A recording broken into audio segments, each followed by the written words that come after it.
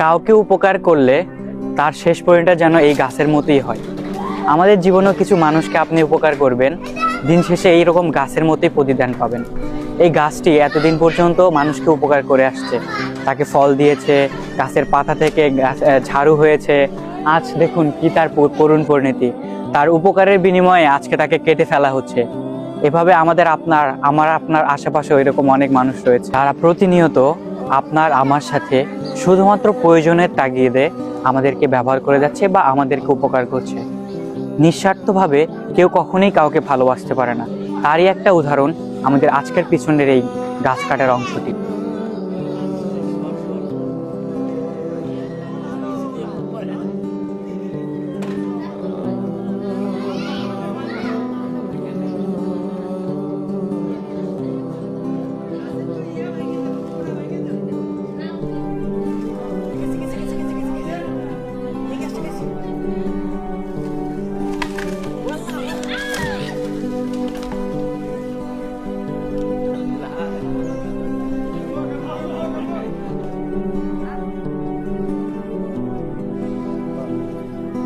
আস্তে আস্তে